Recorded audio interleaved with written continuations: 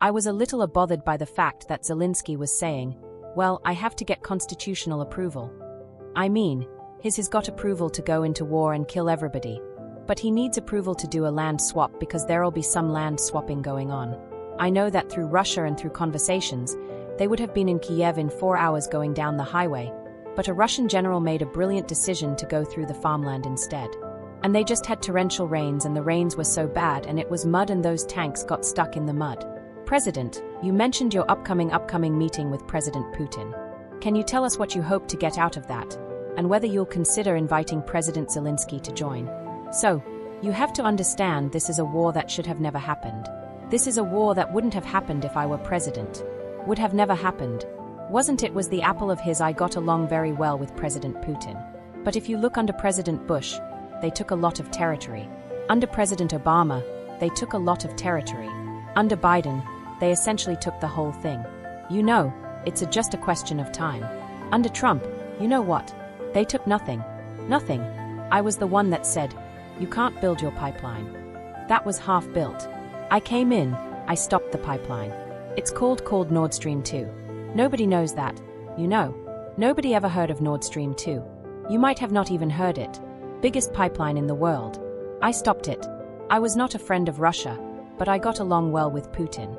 It's always good to get along with other countries if possible, but that doesn't mean you roll over like Biden did. Biden came in and he immediately approved the pipeline. I couldn't believe it. Then they say Trump wasn't tough for Russia. I wasn't tough. I was the toughest. Putin said, if you're not tough, I would hate like hell to see you. I stopped the biggest economic development job, the biggest job that Russia had ever built. I stopped it. It was dead. And this low IQ president came in and he let them build the pipeline and supply oil and gas all over Europe, you know.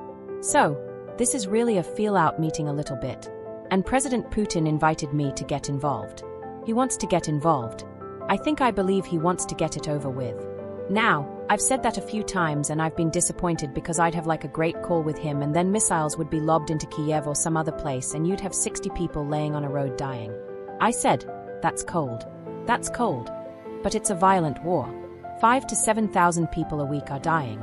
And you know, there's nobody from here. They are all Russian and Ukrainian people and some people from the cities, much smaller number. But still those missiles do damage and they kill a lot of people.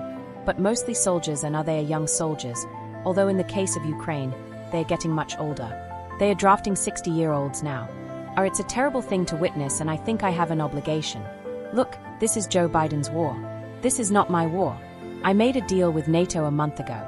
You covered it very accurately actually. Where we don't pay anything anymore. You know, we're not paying anything. They are buying things from us and NATO is paying us. I got it raised from 2% of GDP to 5%. And they are paying us for everything that we send. We're not paying. But Biden approved $350 billion. Europe has spent $100 billion. The money that's been spent and the death is incredible. It's the worst thing that's happened. By far the worst that's happened since World War II. So I'm going in to speak to Volodymyr Putin, and I'm going to be telling him you got to end this war. You got to end it, and he wasn't going to mess with me. This war would have never happened. You know, we had a discussion about it one time and we never had that discussion again. Would have never happened. And when the election was rigged and then Biden took office, which was barely took office, the autopen took office, bad things started happening. Bad things, stupid things were said and it ended up in a war. And you know the big, and I don't believe this will happen anymore because I have that pretty well covered. This could end up in a third world war. This could have been a third world war. I don't think that's going to happen now. But I thought it was very respectful that the president of Russia is coming to our country as opposed to us going to his country or even a third-party place. But I think we'll have a constructive conversations. Then after that meeting immediately, maybe as I'm flying out, maybe as I'm leaving the room, I'll be calling the European leaders who I get along with very well. And you know I have a great relationship I think with all of them and I get along with Zelensky, but you know I disagree with what he's done, very severely disagree. This is a war that should have never happened, wouldn't have happened, but I'll be speaking to Zelensky. The next meeting will be with Zelensky and Putin, or Zelensky and Putin to me.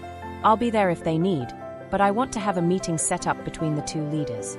I was a little bothered by the fact that Zelensky was saying, well, I have to get constitutional approval.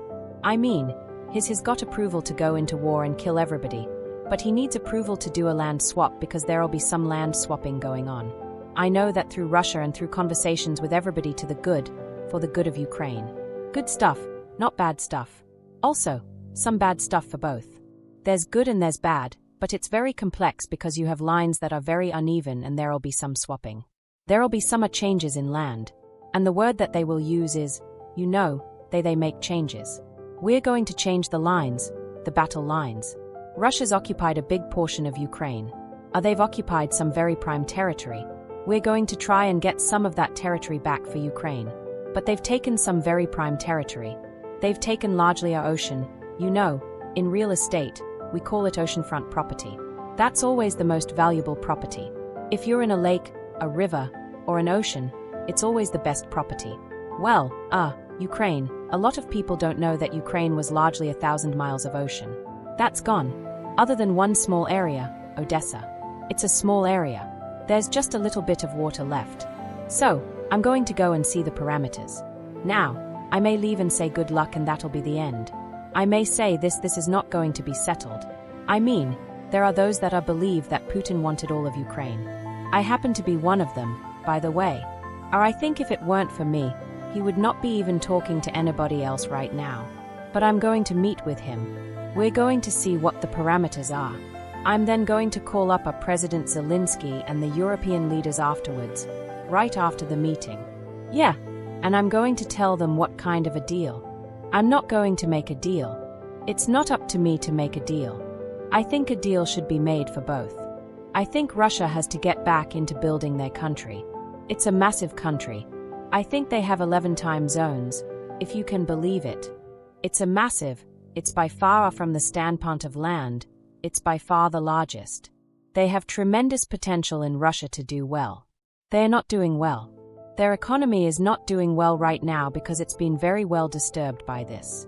Doesn't help when the President of the United States tells their largest or second largest oil buyer that we're putting a 50% tariff on you if you buy oil from Russia. That was a big blow. And then they say, gee, he wasn't so tough. Nobody else would have done that. And I haven't stopped there. I mean, look, I was all set to do things far bigger than that. But I got a call that they'd like to meet, and I'm going to see what they want to meet about. I'd like to see a ceasefire. I'd like to see the best deal that could be made for both parties. It takes two to tango, right? So, ultimately, I'll have a meeting next week. I had a great relationship with him considering the fact that I was not nice to him because of the pipeline. I ended the pipeline. I also gave the javelins. Do you ever hear of a javelin? Javelin is called a tank buster.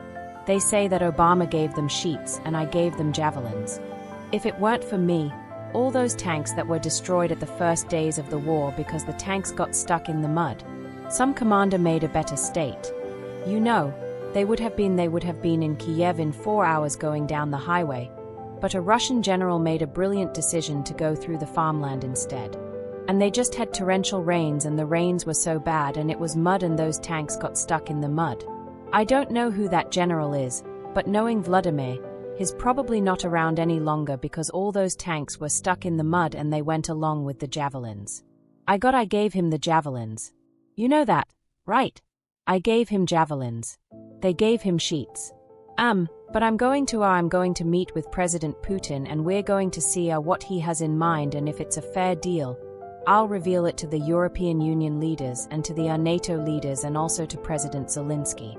I think out of respect, I'll call him first. And then I'll call them after and I may say lots of luck, keep fighting, or I may say we can make a deal.